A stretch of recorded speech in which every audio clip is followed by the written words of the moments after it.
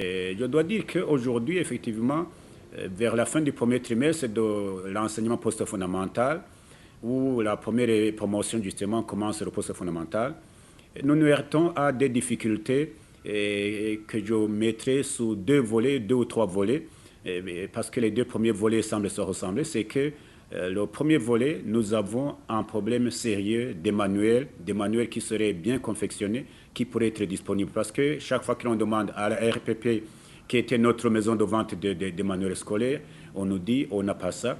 Donc, autrement dit, les enseignants sont en train de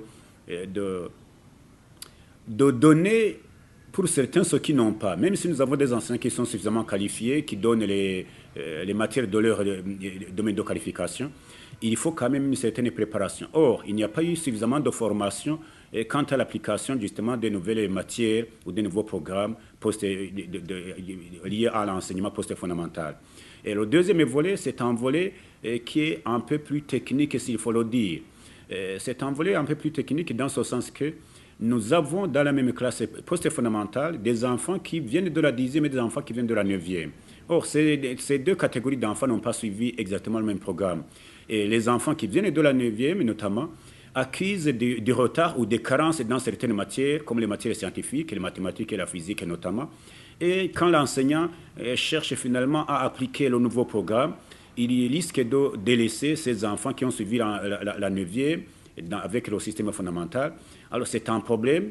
Quand nous allons évaluer à la fin du trimestre, nous risquons de trouver des enfants qui étaient considérés comme suffisamment brillants, mais qui vont connaître disons, des faiblesses parce qu'ils n'ont pas subi une formation de mise à niveau dans certaines matières. Donc ça, c'est un problème suffisamment sérieux.